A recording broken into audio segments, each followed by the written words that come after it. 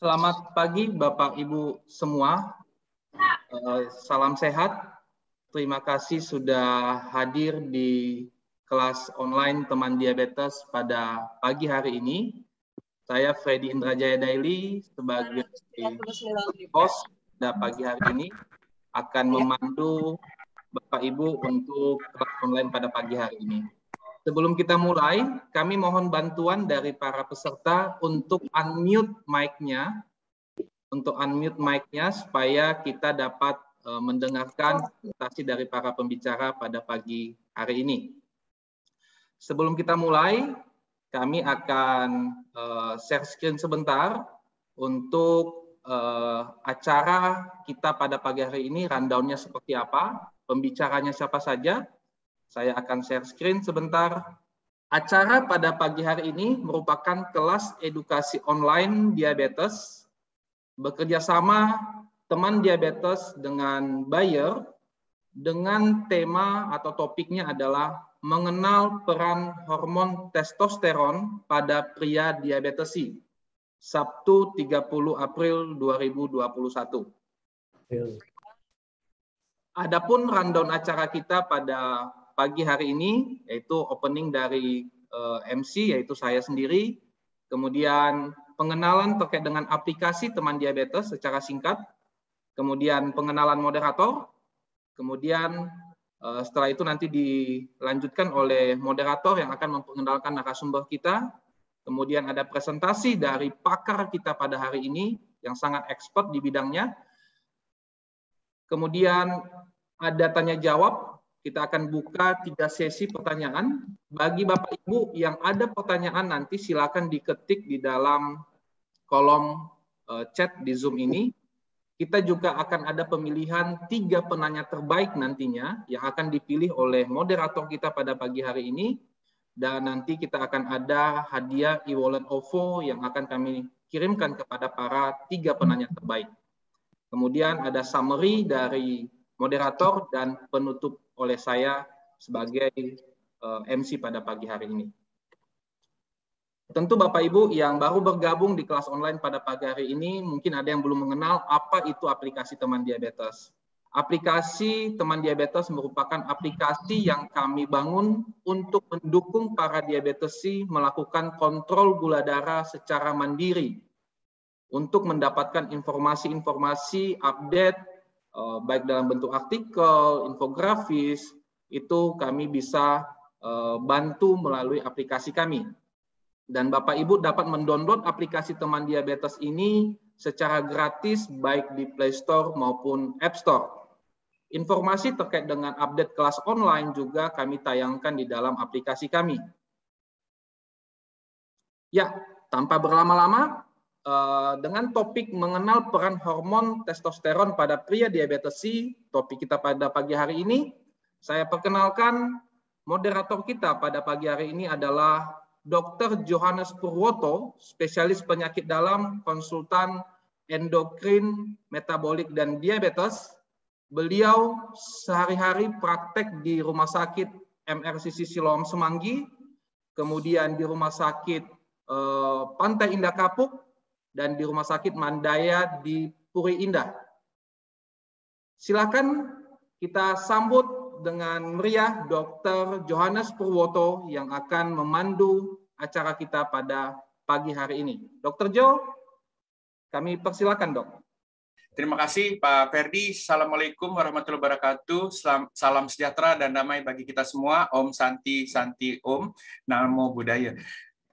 Terima kasih kepada Bayer dan teman diabetes yang telah memfasilitasi kita semua untuk belajar sedikit tentang peran hormon testosteron pada pria dengan diabetes. Tapi pertama-tama saya menyampaikan selamat Hari Dokter bagi teman-teman di sini yang merupakan tenaga kesehatan khususnya dokter. Mudah-mudahan kita semakin baik dan semakin maju ke depannya. Terima kasih juga kepada narasumber kita pagi ini, yaitu guru besar kita, Profesor Dr. Sidartawan Sugondo, SPPD KMD, FACE, Finasim, yang telah berkenan untuk hadir dan menyampaikan ilmunya untuk kita semua. Seharusnya saya membacakan CV dari Profesor Sidartawan Sugondo, tetapi saya yakin bagi banyak teman-teman atau semuanya sudah mengenal beliau sejak lama dan sangat melekat karena beliau adalah guru yang sangat-sangat baik dan sangat-sangat terbuka buat kita semua dokter di Indonesia dan telah sering menjadi pengayom kita. Profesor Sidartawan Sugondo adalah guru besar dari Fakultas Kedokteran Universitas Indonesia dan merupakan past presiden dari Perkeni, dari Persadia, dan juga founder dari PEDI, dan juga merupakan salah satu wakil Indonesia di kancah internasional seperti di IDF, juga di IDF BPR, dan sering menjadi narasumber untuk acara-acara internasional seperti IDF, acara di India, dan acara di negara-negara lain. Untuk itu kita menyambut Profesor Dr. Sidartawan Sugondo. Terima kasih Prof. Silahkan waktunya Prof. Oke. Terima kasih banyak Dr. Jo yang telah memperkenalkan saya.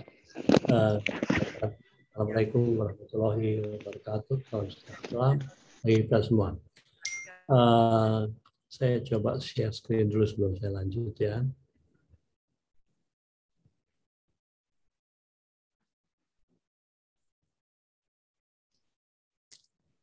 Oke, teman-teman diabetes sekalian. Pada pagi hari ini topik kita sebetulnya topik yang agak tersembunyi. Artinya tersembunyi karena tidak disadari. Kita akan memang berbicara spesifik ya. Mengenal suatu hormon testosteron pada laki-laki atau pria dengan diabetes. Ya, jadi memang sangat spesifik. Udah hormonnya testosteron, hanya laki-laki dan diabetes. Ya, jadi coba kita lanjut. Jadi kita memang bicara pada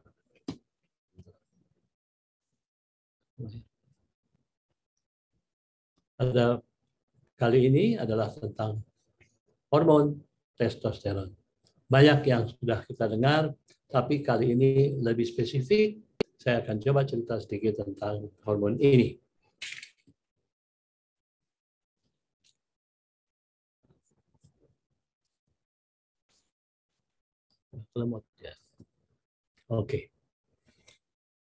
Oke, teman-teman sekalian, sahabat sekalian, kita bertambah umur.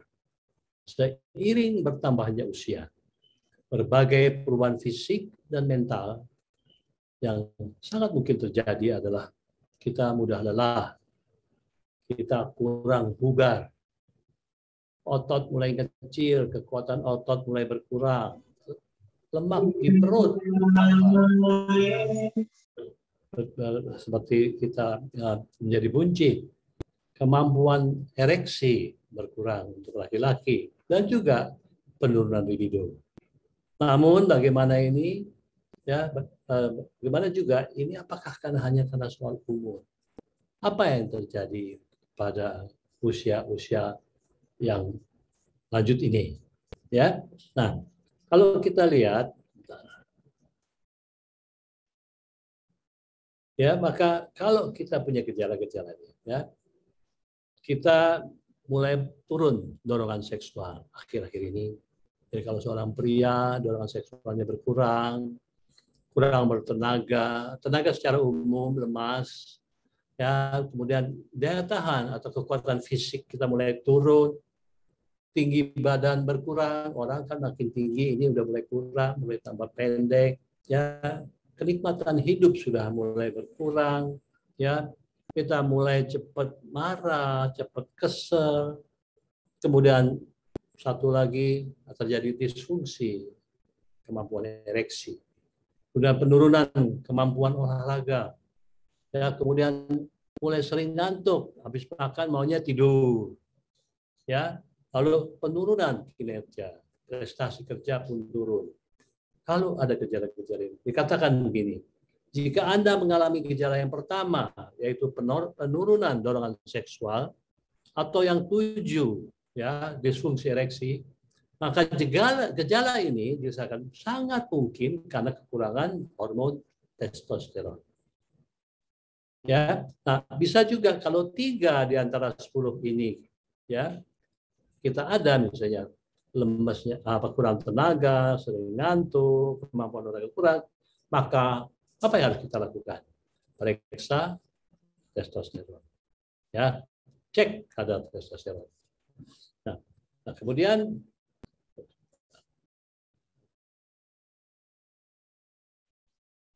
sebelum lanjut itu, ada satu istilah di dalam kedokteran, tidak saya terjemahkan memang ke dalam bahasa Indonesia, yaitu Adam dan Padam. Cocok kalau kita, ini sebenarnya istilah bahasa Inggris. Tapi sengaja tidak saya terjemahkan. Adam itu adalah androgen deficiency in adult men. Defisiensi androgen pada pria dewasa. Ya, kemudian Padam adalah partial androgen deficiency and adult male. Jadi defisiensi androgen yang sebagian pada laki-laki dewasa. Ya. Jadi supaya enak. Jadi ada Adam yang laki-laki dan Padam yang berkurang.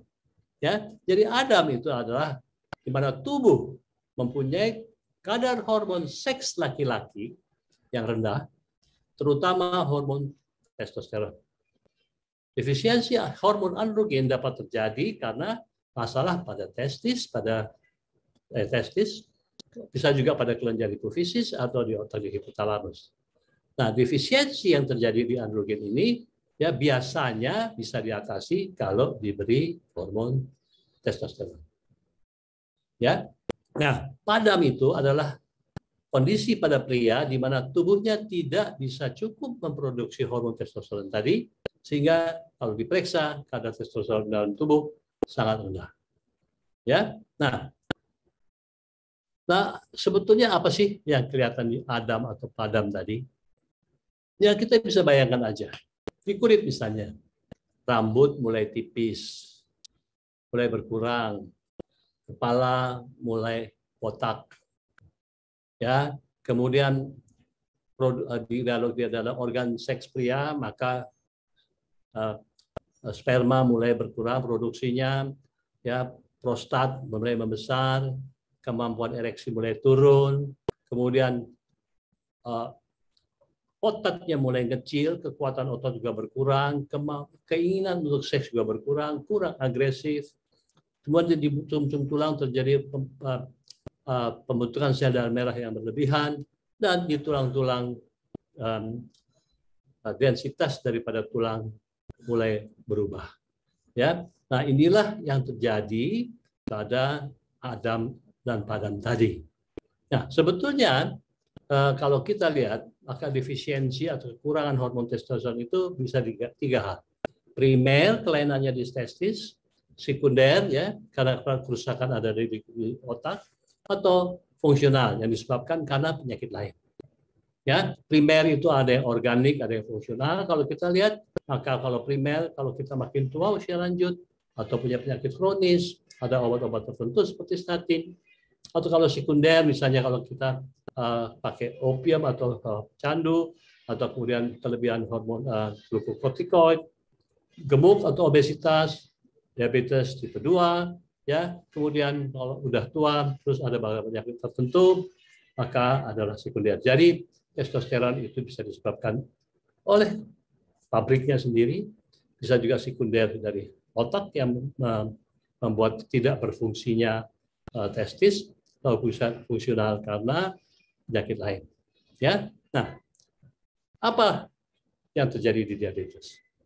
Di dalam beberapa penelitian, salah satu penelitian dikatakan bahwa kalau kita gemuk, ya, maka defisiensi testosteron bisa terjadi sekitar 52%, diabetes 50%, penggurian opioid 53%, dan kalau kita ada diabetes dan testosteron kurang, maka kemungkinan patah di panggul tulang belakang tulang pinggul juga mudah, terjadi perkeroposan tulang, ya itulah. Jadi itu kita diabetes saja dulu.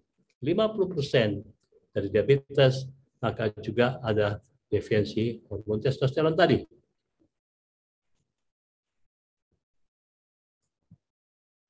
Nah, jadi gini, kalau sudah ada gejala-gejala tadi, rambut mulai kurang, disfungsi ereksi, libido mulai kurang, otot mulai kecil, maka katakan bisa karena kekurangan hormon testosteron. Nah, untuk membuktikan itu kita perlu periksa hormon testosteron, ya. Dan kadang-kadang seringkali juga harus kita periksa PSA karena itu nanti ada hubungannya kalau kita mau memberikan obat, ya. Oke. Nah, kalau kita lihat di sini maka testosteron itu sebetulnya ada nilai-nilai normalnya, tetapi dari tempat ke tempat suka berbeda. Tapi secara umum kalau kita pakai satuan maka total kolesterol antara 300 sampai 100 atau 1000 nanogram per desiliter. Ya. Nah, kalau sudah ada gejala tadi yang saya sampaikan tadi, lalu kemudian kita udah lihat mulai kelainan-kelainan tubuh kita, dan ternyata testosteronnya rendah, maka tentu kita ingin mengatasinya. Ya, jadi kita sekali lagi bahwa hal-hal seperti itu sering terjadi, tapi kurang diperhatikan. Sangat jarang orang memeriksa atau dokter meminta pemeriksaan hormon testosteron. Padahal kita lihat angka-angka tadi, banyak yang sebetulnya rendah. Dan kalau rendah, bisa diobati. Nah, obat-obat yang pada saat ini ada 4 macam. Ada injeksi atau suntikan jangka pendek, ada obat oral, ada yang pakai gel, ada yang pakai patch, dan ada juga injeksi jangka panjang. Tapi semua ini pilihannya harus pakai resep dokter, dan dokter yang harus menentukan mulai dari diagnosisnya sampai menegakkan diagnosis pemeriksaan dan kemudian menentukan obatnya, pilihannya yang mana. Tapi itu ada, ya. Nah, kalau kita katakanlah pakai obat yang disuntik, ya maka ya, yang 3 bulan, ya itu maka kita lihat bahwa dalam perubahan-perubahan itu secara bertahap sedikit demi sedikit akan kembali. Ya dikatakan sini bahwa setelah 4 minggu akan ada 2 perbaikan, perbaikan psikologis dan perbaikan seksual. Perbaikan psikologisnya adalah suasana hati yang lebih enak, konsentrasi lebih baik, aktivitas lebih bergairah, kemudian dorongan seksual mulai ada, kepuasan seksual akan berubah, kemudian disfungsi ereksi ada perbaikan. Itu setelah 4 minggu. Nah, setelah 7 minggu, maka kelelahan akan berkurang, dan setelah 14 minggu baru nanti kelihatan massa lemak kita berkurang, lingkar wika kita berkurang, ya, kekuatan kita bertambah, dan kalau kita latihan jadi kuat. Tetapi tentu kelainan-kelainan ini kalau diobati tidak semua persis sama. Ya, ada yang mungkin akan lebih lama daripada yang saya sampaikan tadi. Tapi perubahan-perubahan itu terjadi. Nah, sebetulnya nanti setelah sekian belas minggu tadi, ujung-ujungnya maka manfaat setelah terapi testosteron berjangka panjang, maka akan terjadi perbaikan komposisi tubuh. Terapi testosteron bisa menurunkan lingkar pinggang pada pasien dengan obesitas dengan perbedaan mencapai 20 cm dibandingkan dengan kalau tidak diobati. Kemudian terapi testosteron menurunkan body mass index atau indeks massa tubuh pada pasien dengan obesitas dengan perbedaan sekitar 10 kg per meter square dibandingkan dengan yang tidak diobati. Juga kolesterol akan memperbaiki, LDL akan turun, HDL akan naik, triglycerid akan turun, dan total kolesterol. Jadi ada 2 hal, risiko obesitas berkurang, kadar kolesterol juga berkurang. Ya, nah kalau kita lihat selanjutnya, perbaikan fungsi seksual. Terapi testosteron bisa juga memperbaiki atau mencegah perburukan fungsi seksual, saya katakan, dan juga justru memperbaiki, bukan hanya mencegah, tapi memperbaiki. Meningkatkan kemampuan ereksi, perbaikan libido, dan juga tentu ujung-ujungnya memperbaiki atau meningkatkan kepuasan seksual. Meningkatkan kepuasan, meningkatkan ereksi, dan memperbaiki libido. Ya, nah, bagaimana mengenai tulang? Tadi kan ada kelemahan mudah, tulang panggul dan tulang belakang mudah patah, maka testosteron itu menambah kepadatan tulang dan bisa mencegah osteoporosis atau keropos tulang, dan juga kalau diimbangi dengan olahraga serta asupan kalsium dan vitamin D yang cukup bisa mencegah osteoporosis atau kroposkular. Ya, selanjutnya adalah memperbaiki kontrol gula darah. Ada dua hal sebetulnya. Pasien yang pre-diabetes, belum diabetes, kalau testosteronnya rendah, diperbaiki, maka pre-diabetes itu bisa dicegah menjadi tidak diabetes. Dan lumayan, hampir 50% bisa kembali. Dan demikian juga, kalau dia ada diabetes, maka dia bisa dibantu kendali diabetesnya. Ya, jadi kendali diperbaiki dan juga remisi bisa kembali. Ya. Jadi kalau kita lihat setelah nanti kita otot lebih kuat, perut lebih kecil, ereksi sudah lebih mampu, ya maka tentu kualitas hidup juga akan bertambah. Ya, risiko kardiovaskular juga turun, angka harapan hidup bertambah, kemudian juga kualitas hidup secara keseluruhan, psikologis, fisikal, dan seksual. Kualitas hidup akan bertambah. Ya, dari kekurangan-kekurangan tadi bisa kita perbaiki. Tapi harus dianalisis, harus diagnosis oleh dokter. Gejala-gejala tadi yang saya sampaikan itu, ya, dan apa yang ketemu misalnya kita lihat rambut, ya, kemudian fisik, ya kita ada. Kalau orang makin tua, ada lagi sebenarnya terjadi ginekomasti, buah dada sedikit membesar pada laki-laki, ya ototnya kecil, ya males-malesan, habis makan ngantuk, nah seperti itu. Nah itu nanti diperbaiki, ya.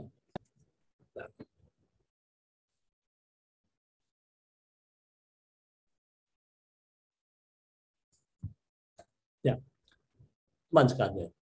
Jadi, setelah saya sampaikan tadi, dari gejala, dari kelainan fisik, kelainan psikologis, ya pemeriksaan dokter, pemeriksaan laboratorium, itu tentu tidak bisa dilakukan sendiri. Ya, dokter harus menentukan. Ada efek buruk jika testosteron terlalu rendah dan tidak diobati, tetapi juga ada efek buruk jika terlalu tinggi diberikan obat. Jadi, pesan saya adalah pergilah ke dokter, konsultasi ke dokter. Dokter-dokter yang bisa mengatasi ini umumnya adalah dokter penyakit dalam, dokter endokrin, dan dokter urologi. Ya, tentu ada dokter-dokter lain juga, tapi umumnya inilah yang menangani. Ya, jadi kita lihat sekali lagi bahwa terapi testosteron dapat mengembalikan kesehatan pria dan memberi manfaat dalam banyak aspek.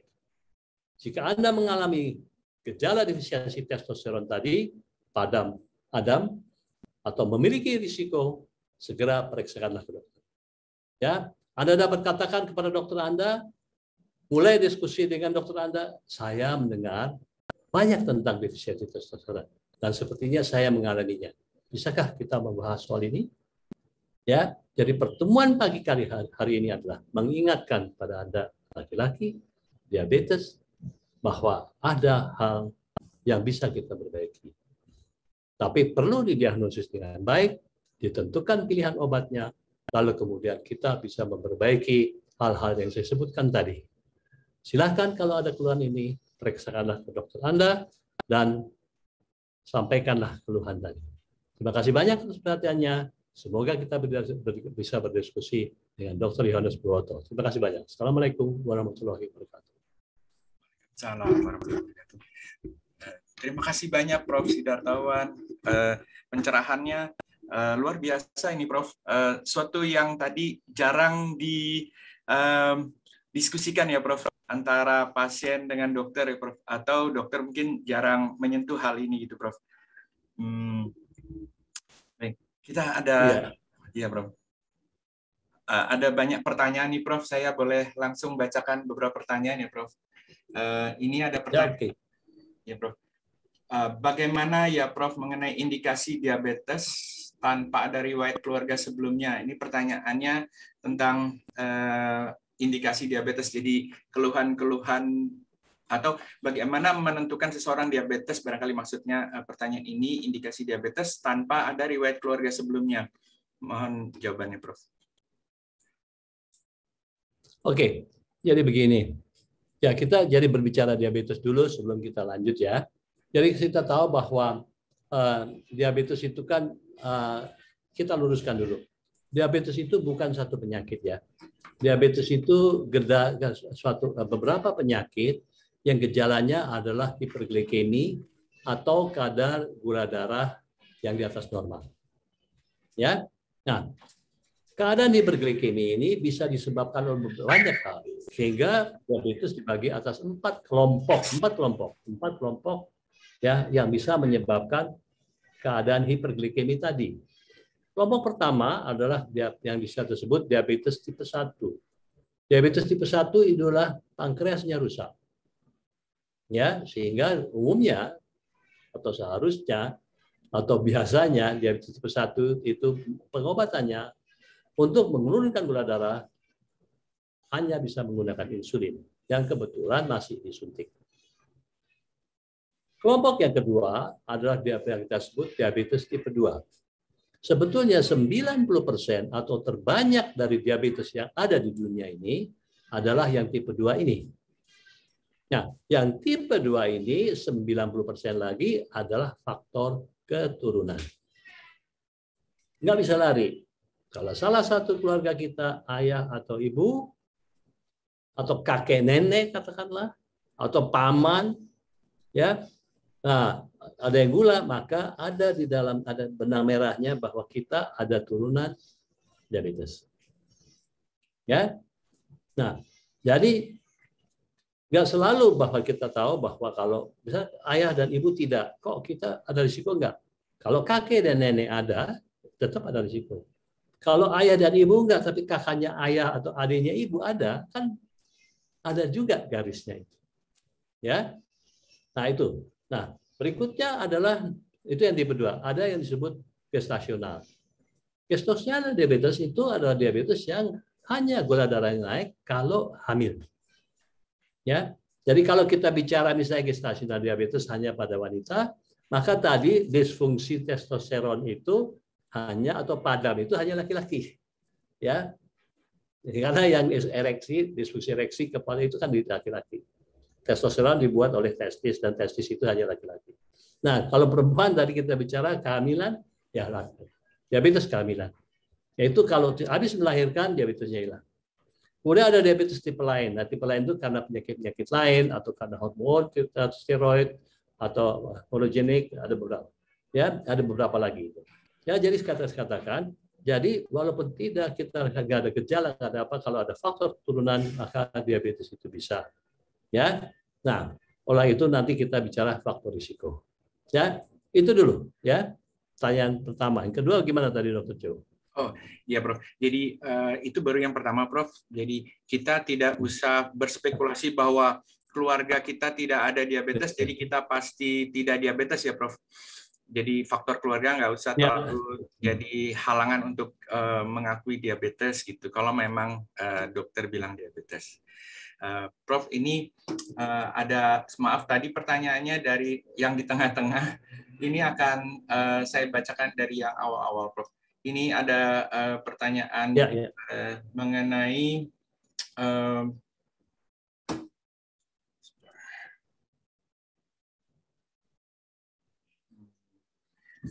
ada hubungannya kah, Prof, kadar testosteron yang rendah dengan diabetes? Sedangkan biasanya testosteron yang rendah itu sering terjadi pada pria. Kalau iya, bagaimana cara untuk mencegah agar kita yang memiliki testosteron rendah untuk mencegah agar kita memiliki testosteron rendah untuk mencegah penyakit diabetes tersebut.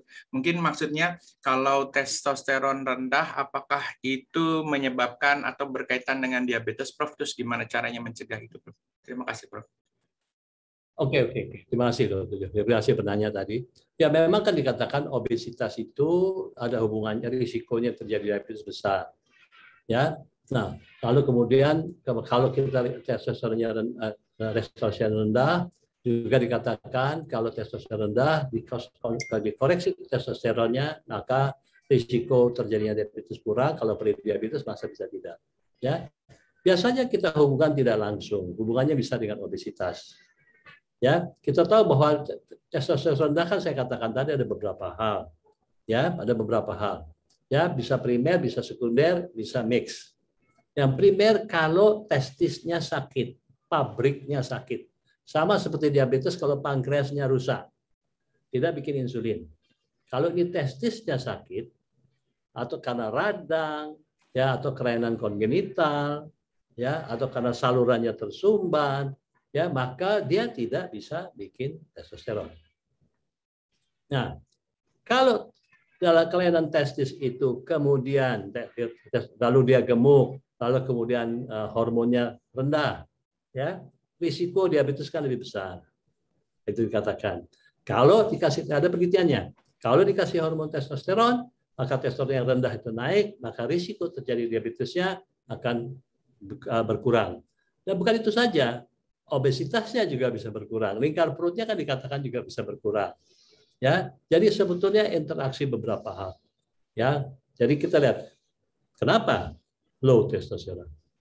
Primerkah, sekunderkah, mixkah? Ya, dan itu. Jadi memang kalau saya dari awal saya katakan, kalau kita curiga ada gejala-gejala tadi, pergilah ke dokter. Karena selain hormon testosteron, nanti rangkaian pemeriksaannya banyak. Kita mulai dengan periksa total testosteron, kemudian dievaluasi. Bisa saja dia bilang, oh kalau gitu saya perlu free testosteron. Harus diperiksa lagi sex hormone binding, ya. Kemudian cek lagi untuk mendapat free testosteron. Nah, lalu kemudian ada periksa lagi. Kalau kita lihat sentral atau perifer, kita periksa lagi hormon yang ada di hipofisis. Periksa FSH, periksa LH. Nah, itu berbelit-belit. Nah, makanya saya katakan lebih baik kontrol ke dokter. Karena kalau saya menerangkan itu semua, itu dokter yang nanti akan menerangkan. Ya, apakah kelainannya di hipofisis atau sekunder atau primer di testis? Ya, itu rangkaian itu harus diperiksa. Itu memang sulit. Dan pemeriksaannya juga karena cukup mahal, maka itu harus diteliti bertahap. Ya, karena pemeriksa hormon bukan pemeriksaan yang murah. Ya, tetapi kalau kita bisa meriksa, kita bisa perbaiki, ya, dan kita bisa atasi, maka kelainan-kelainan, keluhan-keluhan tadi bisa membantu berkurang. Dan itu penelitian, bukan omongan saya saja. Ya, ya itu. Dr. Joe. Karena itu tadi maaf tidak tahu namanya. Terima kasih Prof dari Jihan. Oh, tulisannya Jihan tapi namanya Anjas, Prof. Ya, berikutnya dari Anjas. Dari Aini, Prof. Dari Aini bertanya, faktor apa saja yang mempengaruhi kuantitas dan kualitas dari testosteron? Jadi mempertanyakan kualitas dan kuantitas testosteron dipengaruhi oleh faktor apa saja? Mungkin itu dulu, Prof. Selanjutnya memang ada pertanyaan lagi, apakah apabila kadar testosteron rendah, maka peluang untuk hamilnya istri juga rendah? Mungkin dua dulu itu, Prof. Ya. Jadi begini, kalau untuk fertil dan tidak fertil pada laki-laki, makanya saya katakan tadi pemeriksaannya itu harus lengkap. Ya, tidak cukup hanya testosteron, karena testosteron dibikin testis. Ya, dan untuk kehamilan karena sperma, ya, sperma tidak dibuat oleh testosteron, ya. Kalau kita lihat nanti ada FSH, LH hubungan testosteron LED, nanti spermatogenesis oleh FSH, ya. Jadi oleh karena itu spermatogenesis berhubungan dengan testosteron, tapi hormon-hormonnya nanti berbeda. Ada FSH, follicle stimulating hormone, atau luteinizing hormone, luteinizing nanti ke Leydig cell ke testosteron, FSH follicle stimulating hormone ke sperma. Ya, jadi itulah ya saya katakan untuk kehamilan untuk bisa menghasilkan istri hamil bukan hanya testosteron saja, tapi pembentukan sperma dipengaruhi salah satu oleh testosteron. Kalau testosteron rendah, testosteron dikasih. Tetapi kan saya katakan sakitnya testisnya itu apa saja, kan bukan hanya sel Leydignya yang membuat testosteron, tapi masih ada hal yang lain. Nah itu bisa dicek apakah itu sentral atau perifer. Nah itu dokter yang akan sampaikan. Ya, jadi memang tidak semudah itu. Yang penting sekarang kita bicara tentang low testosteron, bagaimana menaikkan, tetapi juga bagaimana apa penyebabnya. Nah apapun penyebabnya kan nanti dikasih testosteron.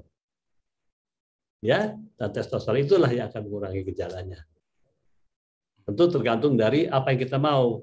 Ya, misalnya kalau kita sudah lanjut usia, Kita kan udah tidak pikirkan mau anak, mau apa, tapi kan kita mau ya rambut yang rontok terus, lemak berkurang, konsentrasi bertambah, ya otot yang kecil-kecil amat, ya lebih kuat dikit, nggak ngantuk terus. Nah, hal-hal seperti itu yang ingin untuk apa namanya usia lanjut yang testosteronnya rendah. Seperti itu. Nah, Dr. Jo, ada lagi? Iya, Prof. Ini pertanyaan berikutnya. Sebetulnya juga ada pertanyaan, apabila ada keturunan diabetes dari ayahnya, berapa persen akan menurun ke anak laki-lakinya, Prof? Ini yang teori lama nih, Prof.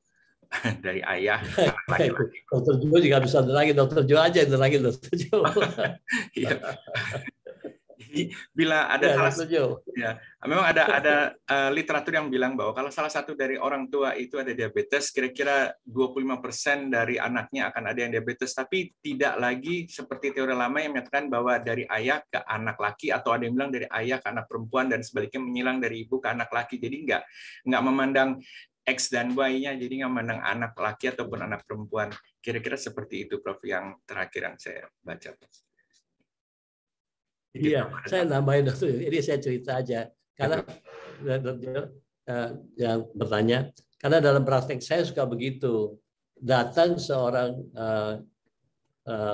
wanita yang masih muda, dia katakan, saya nggak takut gula karena kan yang sakit gula ibu saya katanya. Bapak saya enggak. Sampai siapa bilang? Karena dia pikir silang. Dia pikir kalau bapaknya yang sakit dia kena, kalau ibu yang sakit kakaknya yang laki yang kena. No, it's not like that, saya bilang gitu. Karena dia bilang saya tenang, saya nggak kena karena yang sakit gula kan ibu saya, dia bilang kan silang katanya. No, salah itu. Seperti Dr. Jo bilang, ya tidak ada teori silang-silang itu, ya jadi jangan terus keburu senang, bukan keburu senang sebetulnya, jangan salah lah gitu.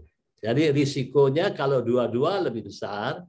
Ya, kalau salah satu mungkin hasil lebih sedikit, tapi tidak silang. Ya, jangan lupa kalau bapak ibu tidak gula, tapi kakek nenek gula, tetap aja pembawa. Kenapa coba tidak? Karena kan mungkin ayah ibunya badannya bagus, sehat, mengurus baik-baik, gennya dari kakek atau nenek itu tetap datang ke salah satu ayah atau ibu. Ya, jadi kalau kita terus gaya hidup kita tidak sama dengan orang tua yang hidup sehat, kita gemuk, ya itu keluar. Ya, jadi kadang-kadang suka tanya, papi saya namanya saya nggak gula, kok saya kena ya? Saya bilang ya, papi maminya nggak gula, tapi kakek neneknya ada. Iya katanya. Atau pamannya kakek, adanya ibu ada. Kan gennya sama, saya bilang.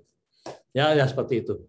Nanti kalau cerita itu jadi tambah banyak. Tapi gitu, jangan berpikir itu silang, itu aja isinya. Ya, Dr. Jo, setuju kan? Setuju, Prof.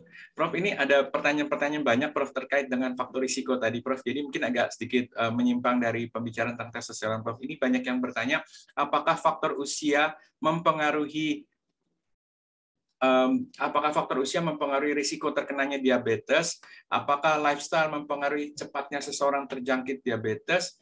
Dan berapa usia paling muda seseorang bisa diabetes? Saya kira ini pertanyaan yang penting untuk diketahui oleh banyak pendengar Prof hari ini, Prof. Itu faktor risiko terjadinya diabetes, Prof.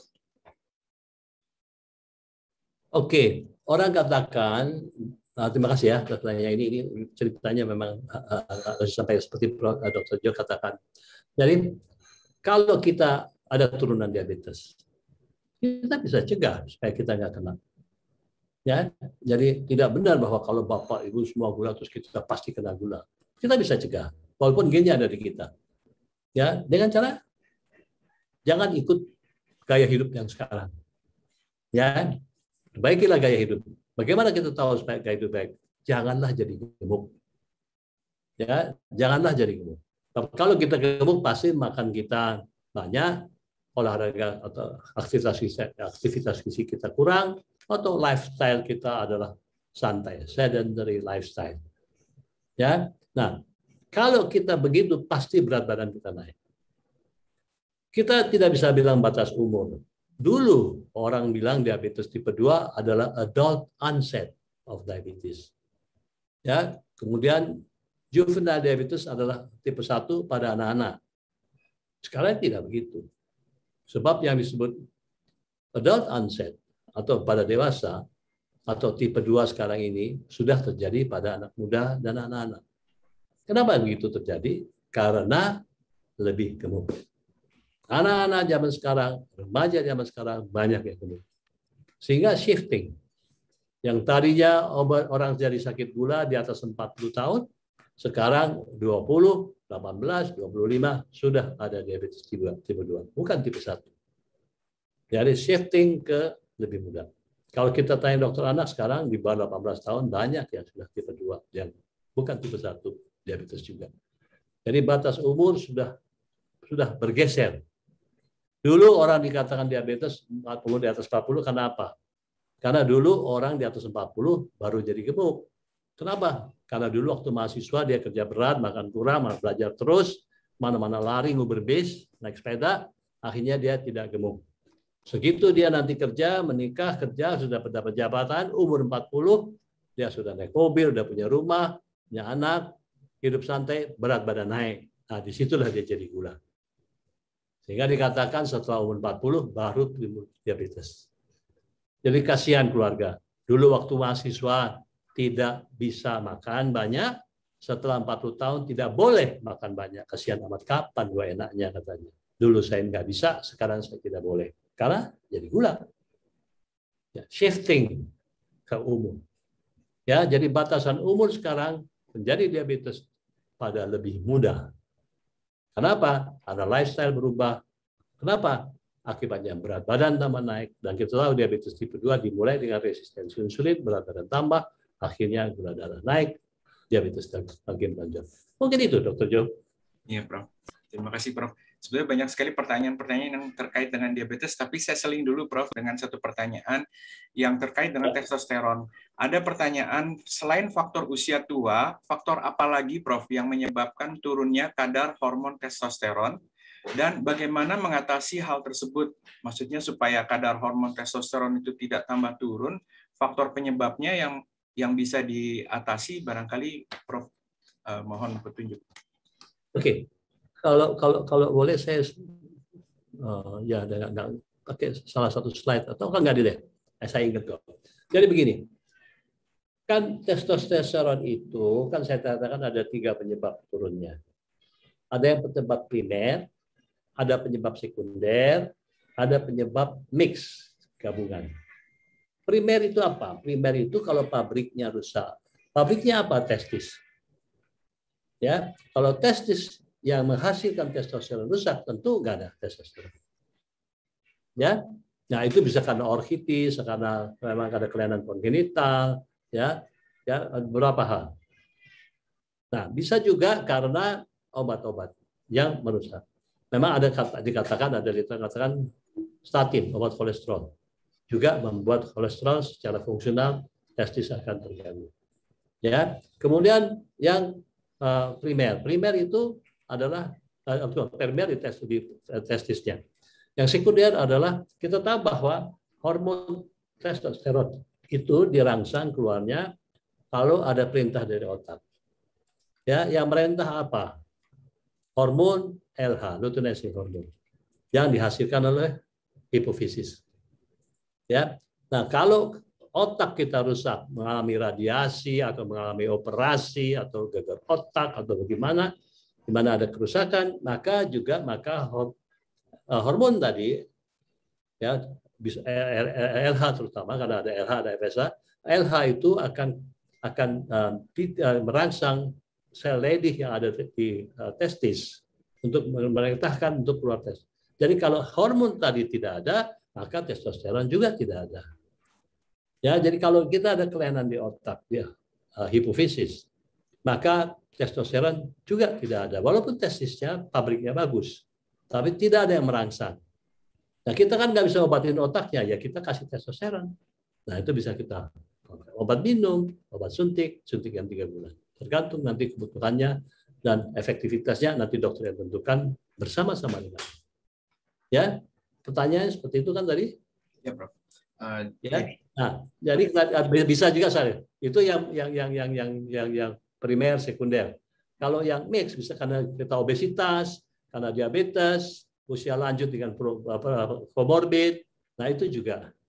Ya, ada juga dikatakan polycythemia vera atau memakai hormon-hormon steroid atau pecandu opiat, ya, kemudian orang HIV ada daya tahan turun. Nah, juga seperti itu. Nah, jadi agak mix. Jadi testosteron rendah itu penyebabnya banyak. Dan penyebab itulah yang harus diatasi. Dan kalau bisa tidak diatasi, kita mengobati ya kita pakai hormon testosteron. Itu dia. Terima kasih, Prof. Agak ruwet sih sebetulnya. Memang teorinya endokrinologi ini memang sambungan-sambungan hormon. Nah, itu memang harus diikuti. Ya, Ya, Prof. Terima kasih. Terima kasih, Prof. Iya, Prof. Siap. Untuk ada pertanyaan berikutnya, Prof. Kalau pada wanita ada hormon sintetis mestinya tulisannya pengganti dari progesteron. Nah, kalau pada pria, apakah ada hormon sintetis untuk pengganti hormon testosteron alami yang dari sel Leydig di testis tadi, Prof? Ya, terima kasih. Ya, kalau kita lihat sekarang ini kan yang bentuk patch, yang bentuk oral, yang bentuk suntik, itu kan memang bukan hormon manusia atau yang dikasih kita, ya itu memang dibuat, ya. Jadi ya farmasi lah yang bikin itu. Tapi memang ada beberapa hal sih. Yang artinya begini, ada obat, ada bentuk tablet yang harus minum tiap hari, ada yang suntik yang seminggu sekali, ada suntik yang 3 bulan sekali, ada yang pakai patch untuk ada penyerapan, ya. Nah, itu semua harus dipantau sebetulnya stabil apa enggak, hingga dikatakan juga karena testosteron itu ada bioritmenya, ya, sehingga kalau periksa hormon testosteron memang harus antara jam 8 sampai 10, ada yang bilang 7 sampai 11, harus pagi di mana ada peak. Jangan pikir sore, kalau sore nanti kacau. Nah, kalau sudah kita periksa pagi untuk monitor pengobatan, harus jamnya sama, kasih obatnya sama, supaya kita di dalam bioritma itu kita melihat hasil. Ya, jadi memang ya sama seperti diabetes, kasih obat harus pantau. Ya, dan pantaunya harus pas. Ya, kan kita kalau diabetes kita bisa gula darah puasa, gula darah 2 jam habis makan, periksa 1-3 bulan. Testosteron demikian juga harus periksanya pagi. Antara 7-11 atau 8-10, tergantung laboratoriumnya.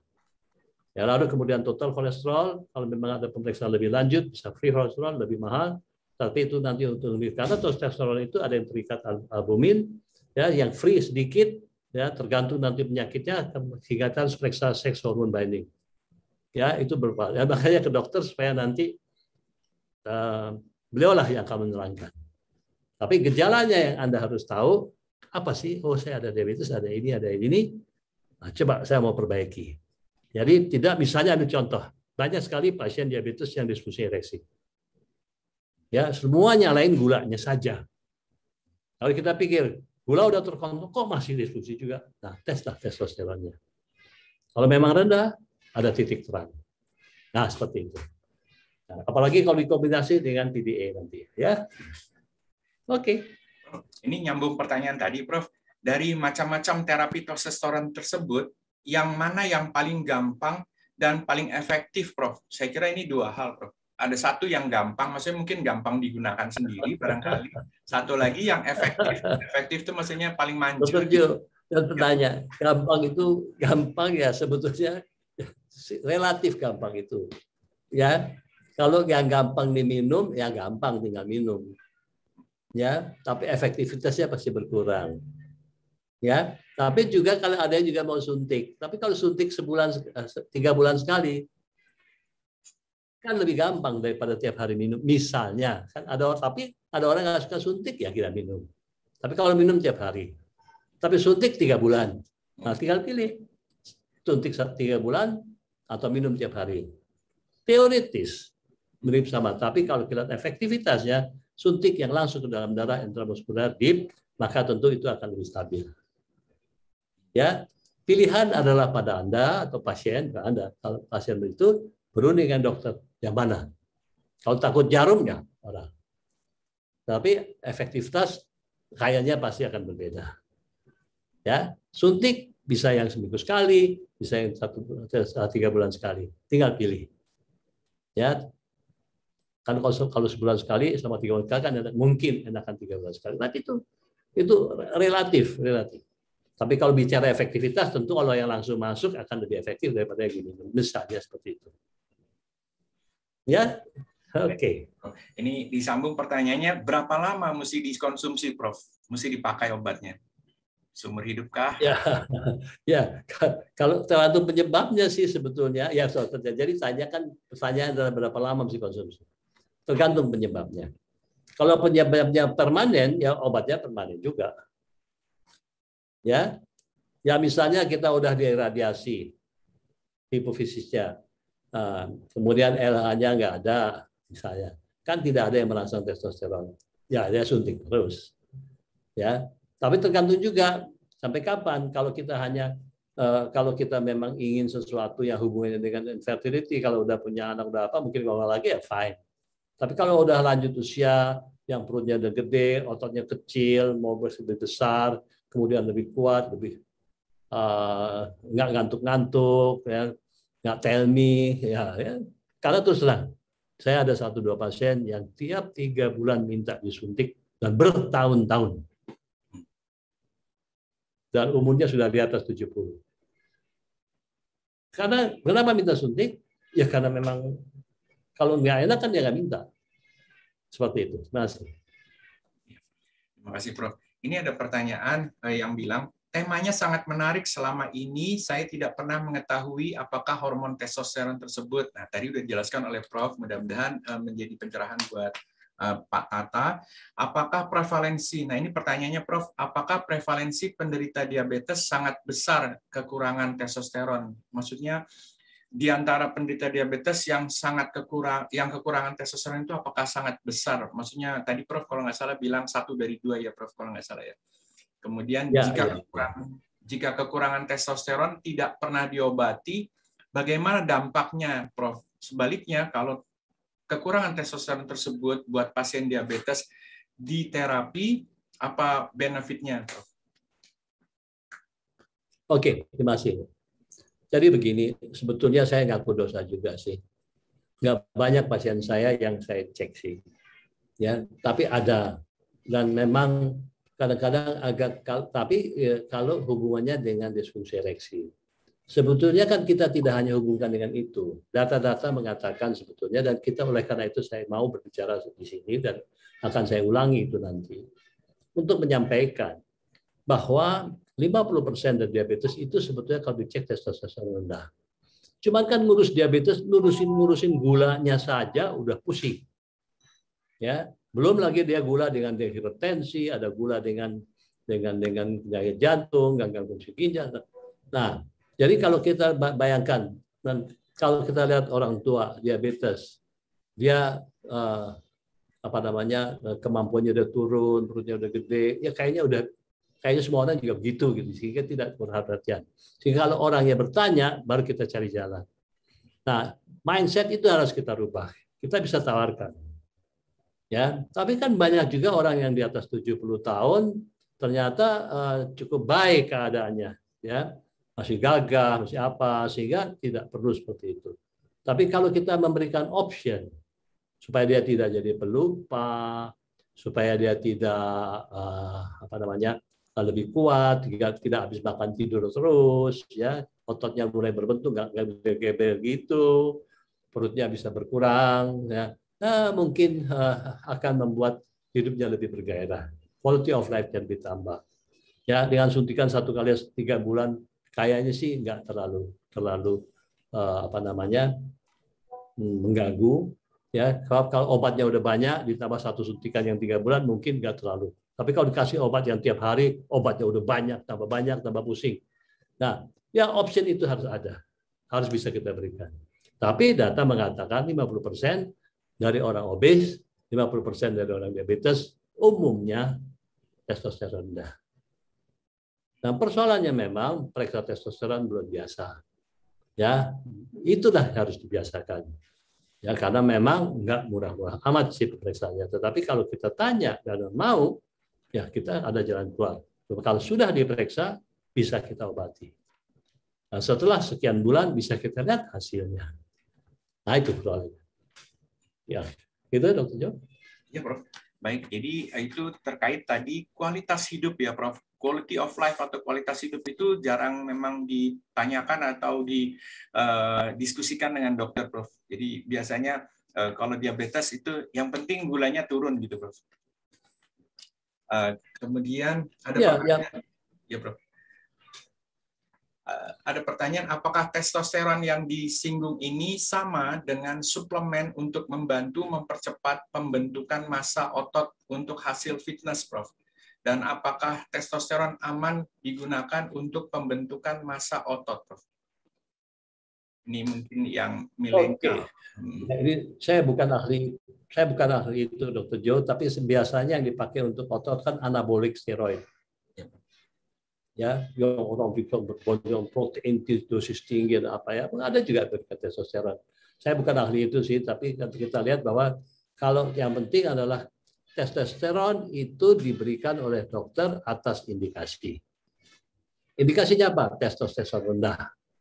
Bukan testosteron normal, terus pengen otot gede, terus disuntik. Enggak begitu sih sebetulnya.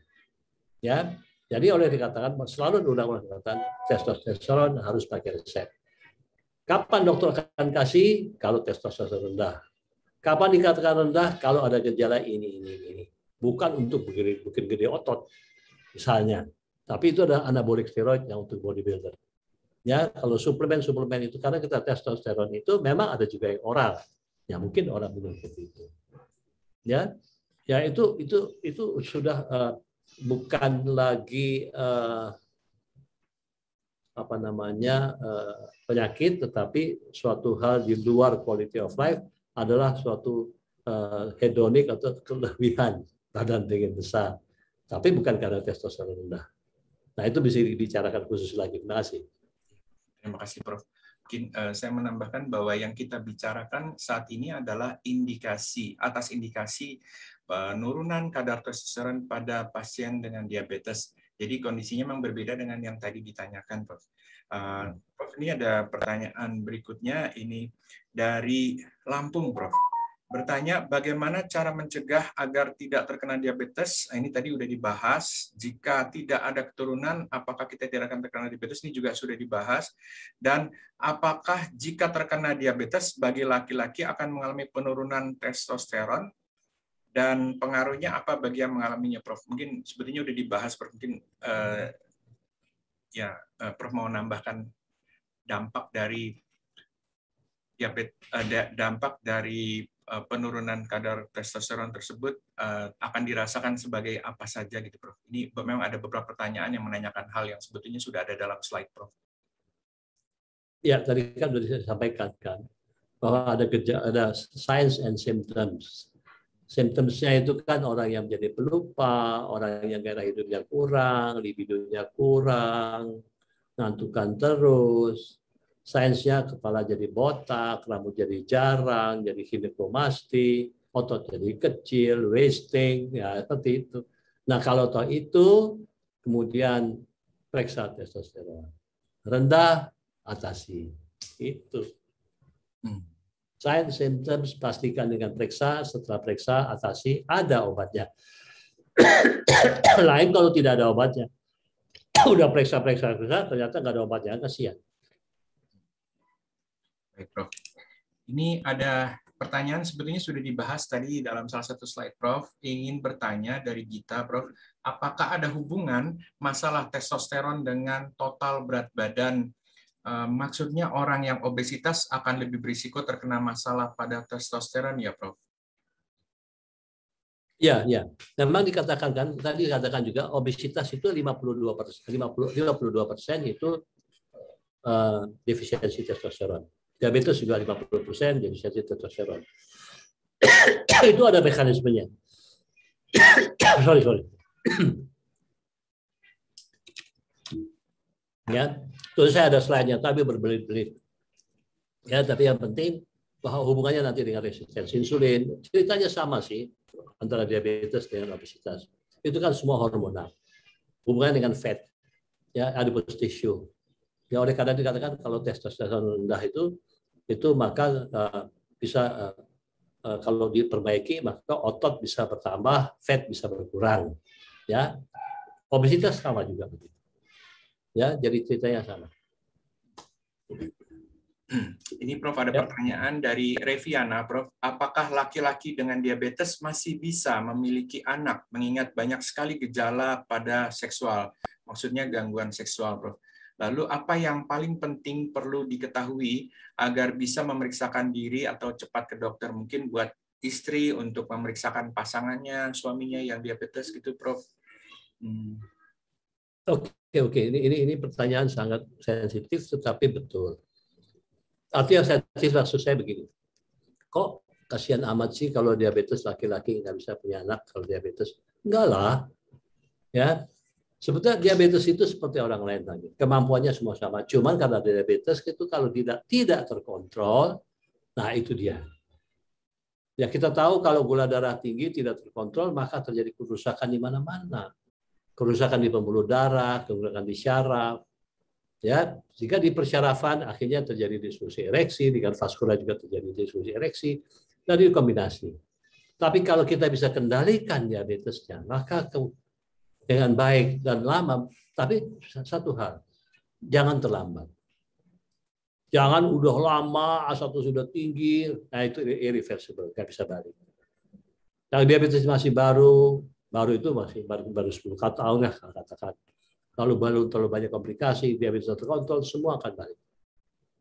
Ya, kalau dari awalnya belum rusak. Karena kan untuk pasien diabetes kalau tidak terkontrol kan banyak yang terganggu. Persyarafan terganggu, peredaran darah terganggu, gairah terganggu. Kalau gula tinggi kita lemes-lemes ngantuk. Energi juga kurang, sama seperti testosteron. Sehingga orang cuma mikir kalau diabetes loyo, kemudian tidak bisa, ototnya kecil, perutnya buncit, itu hanya diabetes. Enggak, bisa juga karena testosteron. Ya, tapi harus dua-dua. Kalau hanya testosteron juga nggak bisa. Jadi diabetes harus terkontrol. Lalu kemudian kalau sudah terkontrol testosteron masih rendah, tetap harus ditambah testosteron. Ya, jadi mindset bahwa orang diabetes tidak bisa punya anak itu salah. Ya, kalau tidak terkontrol, betul. Ya, semua nggak usah diabetes lah, sakit lain juga kalau tidak terkontrol juga susah. Ya, kebetulan orang selalu mengatakan apalagi laki-laki diabetes, itu jadi suatu ketakutan. Karena saya pernah ada satu kejadian. Ada rencana menikah. Kemudian laki-lakinya yang masih muda ini diabetes. Akhirnya waktu dilamar orang tuanya hampir menolak. Kemudian kan kasihan karena masih berpikir, wah ini nggak bisa punya anak atau mungkin begitu saya nggak tahu, tapi ada diabetes jangan deh gitu. Sehingga saya bisa menerangkan dengan baik-baik. Ya karena mereka datang calon suami istri datang ke saya, biarlah saya terangkan. Ya, jadi janganlah berpikir kalau diabetes terus nggak bisa punya anak. Kalau tidak terkontrol atau semua penyakit kalau berat juga sama seperti itu. Itu kan risiko penyakit kronis. Kita tahu bahwa diabetes itu penyakit yang nggak ada ujungnya. Kita tidak pernah akan mengatakan diabetes itu sembuh. Kita tidak pernah bilang kalau pasien diabetes datang ke kita, terus kita nggak usah kontrol lagi, udah selesai. Nggak. Kapan balik? Mau besok, mau sebulan, mau setahun, tetap balik. Nggak pernah akan bilang, udah selesai ya. Emangnya batuk pilek? Enggak. Nah, itulah seringkali bosan. Ya, kalau gula darah tinggi terus, ya bisa saja kejadian seperti itu. Kalau gula tidak terkontrol, tekanan darah naik, lemes ini, lemes itu, ya akhirnya betul-betul terjadi. Ya, itu aja. Jadi, rubahlah mindset. Tidak benar bahwa orang diabetes tidak bisa punya anak. Salah itu. Sama. Ya, benar. Terima kasih, Prof. Dokter itu tambah yang lebih mudah. Bagi teman-teman yang mau menikah tapi ada isu diabetes, saya menyarankan untuk berterus terang kepada pasangannya atau calon istri atau calon suaminya, karena baru-baru ini saya ada kasus pasien yang mengeluhkan pasangan hidupnya bahwa ternyata selama ini dirahasiakan, Prof. Sudah minum obat, sudah periksa darah, dan sudah ke dokter dirahasiakan sampai beberapa tahun kemudian pasangannya baru tahu, dan itu jadi pasangannya ngamuk di depan saya. Sangat disayangkan. Kalau seandainya butuh konfirmasi atau keterangan dari ahli, silakan datang ke tempat Prof. Sidartawan, dan kalau perlu mungkin nanti minta surat keterangan tertulis bahwa ini layak untuk menikah gitu, Prof. Karena tidak ada dalam karena tidak ada di dalam kamus kita bahwa karena diabetes itu dilarang menikah ya, Prof. Nggak ada ya, Prof. Ya enggak. Oke, terima kasih. Ya, makasih, Prof. Dan ini ada pertanyaan, Prof. Untuk mendapatkan terapi testosteron itu, apakah harus mengobati diabetes dulu, baru kemudian terapi testosteron, atau langsung testosteron dulu, Prof? Jadi kalau ada diabetes, ditambah testosteronnya rendah, apakah diabetesnya dulu diobati, baru kemudian terapi testosteron, atau langsung bersamaan, atau testosteron dahulu didahulukan gitu, Prof? Jadi begini dulu. Kan diabetes diobati itu kan nggak bisa sembuh.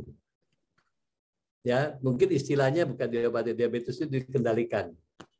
Kalau diabetes sudah terkendali, tentu akan lebih mudah jalankan dua-duanya. Kalau belum terkendali, sebaiknya dikendalikan dulu. Nah, kemudian nanti kita kalau belum terkendali, terus kita testosteron terus tidak berhasil, dan disalahin testosteronnya. Padahal kan itu saling berhubungan. Dua-dua harus baik. Dan jangan lupa mengendalikan diabetes nggak mudah-mudah amat gitu. Kalau testosteron rendah kan tinggal suntik naik, nggak usah ada diet khusus-khusus, suntik aja udah. Tapi kalau bisa diabetes kan urusannya lebih panjang. Jadi memang, tapi kalau memang biasanya pasien kalau ada maksud, itu makanya kalau kita memberikan nasihat untuk mencapai tujuan, maka pasien lebih termotivasi untuk menurut. Ya, jadi memang dikatakan maksudnya apa dulu? Kalau untuk ingin punya anak atau ingin lebih gagah, lebih tidak pelupa, maka lakukanlah dua-duanya tetap. Kalau urut-urutannya memang sebaiknya kalau saya pikir lebih baik kendalikan diabetes dengan baik. Targetnya A1C kurang dari 7%, kita udah bagus, kita testosteron masih rendah, tambah. Ya mungkin testosteronnya paling tidak balik normal, tapi udah mendingan dikit, sehingga kalau ditambah dia lebih cepat bagus. Nah itu kalau fungsional itu, ya kita kan cerita fungsional. Jangan salah. Tidak semua diabetes itu testosteron rendah. Tapi kalau tidak terkontrol, maka yang rendah lebih banyak itu aja. Ya, karena bukan diabetesnya yang bikin testosteron rendah. Kendali diabetes kalau saya. Ya. Ya, Prof. Prof, ini mungkin ada pertanyaan sedikit selain daripada testosteron, Prof, itu ada pertanyaan penting nih, Prof. Bagi kaum pekerja, bagi orang yang bekerja keras, misalnya kerjanya lama di kantor, ataupun barangkali yang pekerja yang hampir 24 jam pun, saya kira juga termasuk yang sekarang kerja online itu, Prof, itu jarang berolahraga, Prof. Barangkali kalau lagi nggak ada customer, nungguin customer gitu, seperti yang ya seperti Gojek dan lain-lain gitu, Prof, atau GrabCar gitu, Prof. Itu kan jarang olahraga, Prof. Apakah itu akan sangat berisiko diabetes, Prof? Dan apakah ada tips bagi pekerja yang hanya punya sedikit waktu untuk berolahraga gitu, Prof? Apalagi di zaman sekarang yang Ya, Dr. Joe dan kawan-kawan, itu yang akan kita hadapi nanti, tantangan itu yang harus kita hadapi. Saya sudah sampaikan kepada ahli-ahli endokrin dan teman-teman penyakit dalam, tunggu tanggal mainnya. Sebentar lagi diabetes akan makin banyak. Karena pola hidup kita sangat berubah. Jelas kita mengatakan semua diabetes itu pertama adalah mengatur makan, aktivitas fisik, tidak terkontrol, baru obat. Sekarang makan susah diatur, aktivitas susah diatur, sehingga apa? Berat badan naik, perut buncit, gula naik. Jadi kita akan berhadapan dengan masa yang lebih sulit nanti. Ya, karena dampak dari pandemi sekarang ini membuat nanti pasien-pasien yang lama tidak kontrol, tidak sempat kontrol, tidak sempat mengatur makan, tidak sempat melakukan olahraga. Ambil contoh, mungkin Dr. Joe dan saya juga, kita sekarang setengah mati menjaga berat badan. Kita lihat perut kita makin lama makin gede. Ya, nah kita harus sampaikan. Dan kita juga harus sampaikan kemana-mana bahwa exercise atau physical activity tetap harus dilakukan. Makan harus tetap lebih keras kita jaga. Ya, karena kalau tidak, kalau dikatakan ada seri ketiga COVID, kita akan lebih susah. Ya, jadi sekarang mumpung lagi tenang, coba perbaiki daya tahan kita, mencapai target diabetesnya, dan pola hidup kita akan kita rubah. Pakai masker akan jadi suatu kebiasaan yang harus selanjutnya seumur hidup mungkin. Cuci tangan apalagi yang sudah biasa.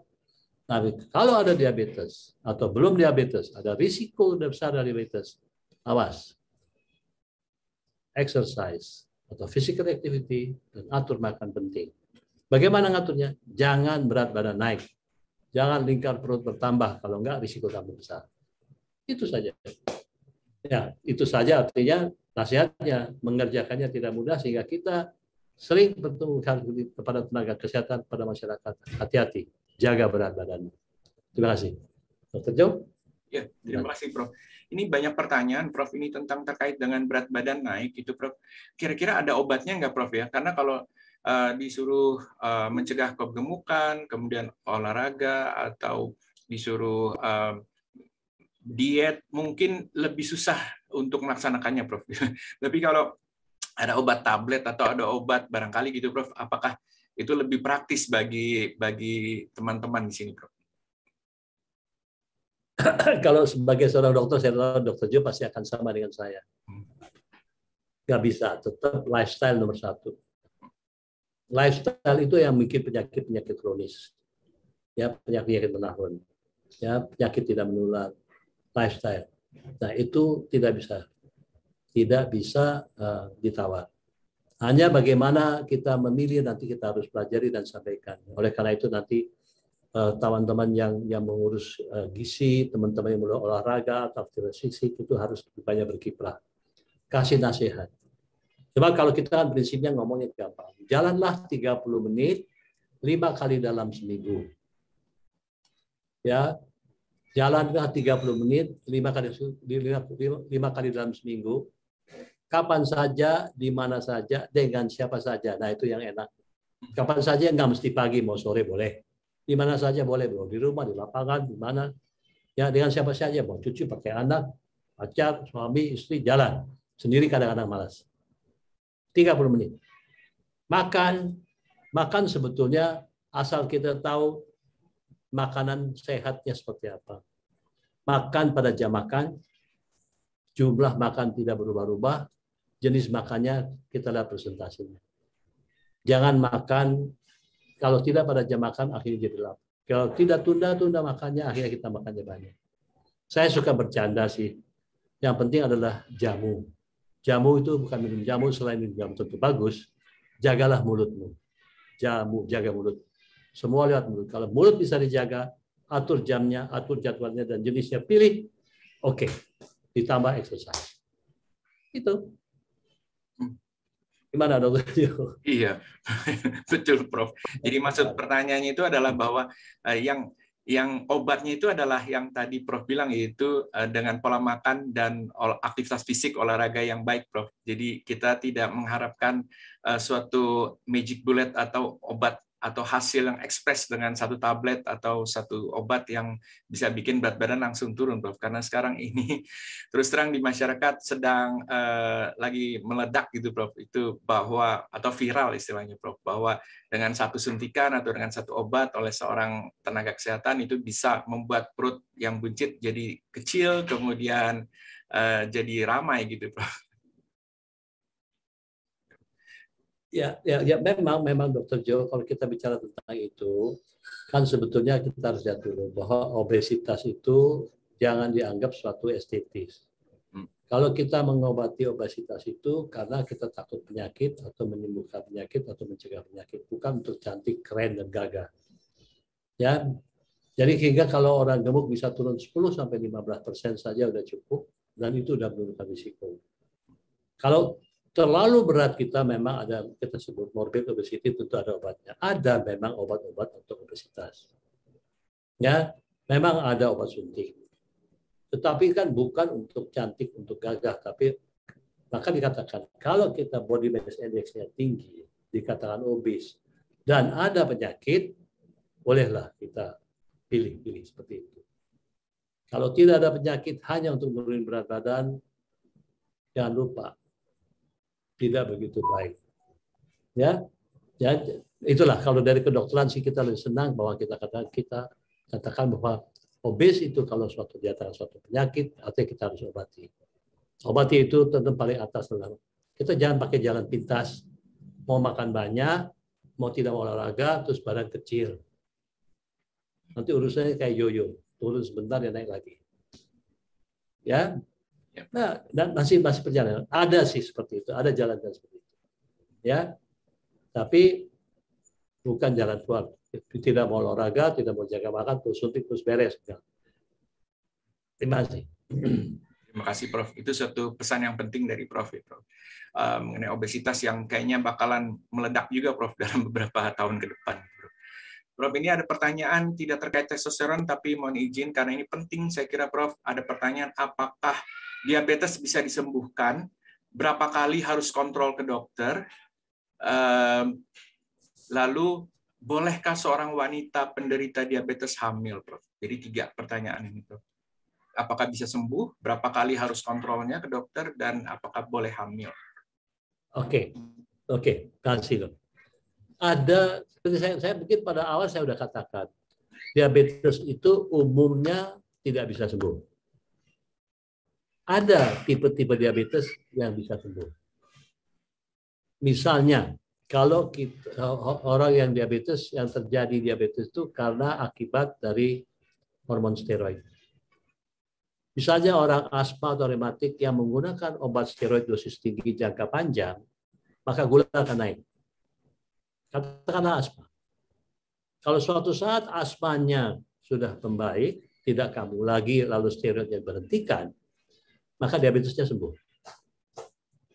Atau seorang wanita yang mendapat gestasional diabetes kehamilan. Sehat, hamil, jadi diabetes, setelah melahirkan, diabetesnya hilang. Nah, itu diabetes yang sembuh. Tapi kalau diabetes tipe 2, yang faktor keturunan, itu sekali diabetes, tetap diabetes. Diabetes bisa dikendalikan, bukan diobati sampai sembuh. Terutama yang tipe 2. Ya, jadi dia bisa, oleh karena itu harus kendalikan seumur hidup. Patient journey atau perjalanan penyakit, perjalanan pasien diabetes harus kita ikuti. Ya, harus gak akan seorang dokter mengatakan sembuh. Akhir katakan kalau terkendali baik sekian bulan baru kembali. Kalau tidak terkendali datang yang lebih sering sampai terkendali. Dan itu berlaku seumur hidup. Tapi jangan sakit hati dengan seperti itu, kita umur panjang, pasien saya panjang, ada berapa ya 80-90 tahun dengan diabetes, puluhan tahun diabetes. Karena terkendali dengan baik. Ada kontrol teratur. Ya, nah, jadi kalau dikatakan ada yang bisa sembuh, ada. Memang tidak banyak, ada tipe-tipe tertentu, ya.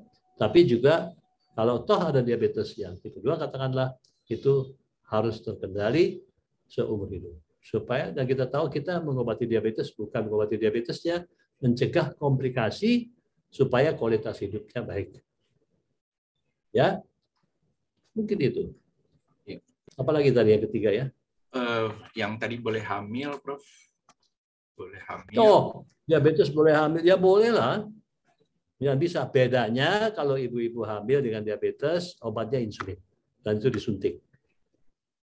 Ya. Pilihannya adalah suntik. Tapi bukan berarti kalau setelah melahirkan suntik terus, tidak. Ya, karena target hamil itu gula darah harus senormal mungkin. Kalau tidak senormal mungkin bayinya akan besar di atas 4 kilo dan itu complicated. Ya, jadi boleh hamil dan bisa hamil. Itu penting ya, Prof. Jangan sampai mengganggu hasil reproduksi ya, Prof. Jadi satu pertanyaan terakhir, Prof. Mungkin ini ada pertanyaan dari Pak Yusuf. Apakah terapi testosteron itu hanya dapat dilakukan dengan konsultasi sebelumnya ke dokter atau boleh dilakukan mandiri dengan mengenali gejala-gejala yang muncul tadi, Prof?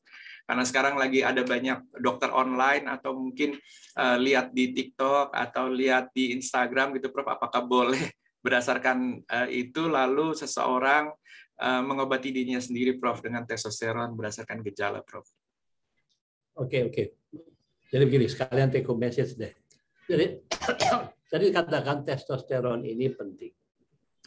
Testosteron ini memang neglected. Kurang dapat perhatian. Tetapi kan penyebab testosteron rendah itu banyak. Dan untuk menetapkan dan memberikan testosteron hormon tadi, kan perlu pemeriksaan. Nggak cukup hanya periksa testosteron saja. Sebab kalau ada penyakit lain, maka pemeriksaannya ada rentetan. Ya, dan pemeriksaan itu tidak mudah. Tidak dokter biasa itu pasti akan konsul ke dokter yang bukan luar biasa, dokter yang memang ahlinya. Ya, biasanya endokrin atau penyakit dalam. Ya, dan itulah nanti akan ada rentetan seperti saya katakan. Akan ada rentetan. Ada banyak hormon yang harus diperiksa karena ujungnya ini hanya memang testosteron, tapi menyebabkan testosteron rendah itu ada rentetan. Ya, nah kalau sudah itu, kalau kita memberikan testosteron, ada kontraindikasi, ada beberapa penyakit yang boleh diberikan juga kalau testosteron. Misalnya ada prostatnya membesar, ya karena periksa dengan oleh karena itu ada periksa PSA, mesti konsul ke urolog. Ya, misalnya ada polisitemia, karena HB akan naik.